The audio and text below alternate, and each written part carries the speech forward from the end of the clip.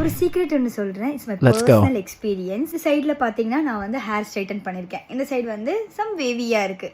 ஏன் வந்து இப்படி பண்ணி வச்சிருக்கேன் அப்படின்றதுக்கு ஒரு ரீசன் இருக்குது. உங்களுக்கு அந்த கெரட்டன் ஸ்ட்ரைட்டன் இது மாதிரிலாம் எனக்கு பண்ணுறதுக்கு இஷ்டமே எனக்கு இல்லை அப்படின்னு நீங்கள் நினச்சிங்க அப்படின்னா கம்பல்சரி வந்து இந்த ஒன் வாஷ் இருக்கிற வரைக்கும் நீங்கள் வந்து ஹேர் ஸ்ட்ரைட்டன் பண்ணிக்கலாம். அது ரொம்ப ப்ளசன்டபுளாக இருக்கும். கெரட்டன் ஸ்மூத்தன் மாதிரிலாம் சுத்தமாக நம்பிக்கை கிடையாது. நான் அது மாதிரி பண்ணால் எனக்கு முடி கொட்டிடுன்ற ஒரு பயம் எனக்கு அதிகம். ஸோ அதனால நான் எப்போ என்னோட நேச்சுரல் ஹேரில் தான் இருக்கும். என்னோட நேச்சுரல் ஹேர் வந்து இந்த மாதிரி தான் இருக்கும். வேவியாக இருக்கும், கொஞ்சம் லிட்டில் கேர்லியாக இருக்கும். இடத்துக்கு போகிறேன், எனக்கு அது கொஞ்சம் ப்ளசண்ட்டாக இருக்கணும் அப்படின்னு நான் ஆசைப்படுறேன் அப்படின்னா டெம்பரரி ஹேர் ஸ்ட்ரைட்டன் பண்ணுவோம்ல, அந்த மாதிரி நம்ம பண்ணிப்போம். ஏன்னா லுக் சைடில் more presentable. So that's why I did like this. நான் இந்த மாதிரி பண்ணியிருக்கேன். என்னோட ஹேரில் வந்து நான் எந்த ஒரு சீரமும் அப்ளை பண்ணல.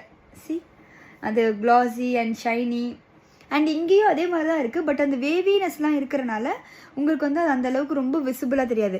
ஒன்ஸ் நான் இந்த பக்கமும் நான் அந்த ஸ்ட்ரைட்டனில் முடிச்சேன்னு வச்சுக்கோங்களேன், கம்பல்சரி இந்த மாதிரி உங்களுக்கு ஒரு பர்ஃபெக்டான ஒரு அவுட்கம் வந்து இங்கேயே கிடைக்கும். ஸ்ட்ரைட்னிங் பண்ணணுன்னு ரொம்ப ஆசையாக இருக்குது அப்படின்னா தாராளமாக ஒரு மார்க்கெட்டில் கிடைக்கிற ஒரு பட்ஜெட் ஃப்ரெண்ட்லி ஸ்ட்ரைட்டனில் நீங்கள் ட்ரை பண்ணி பாருங்கள். Hopes is useful.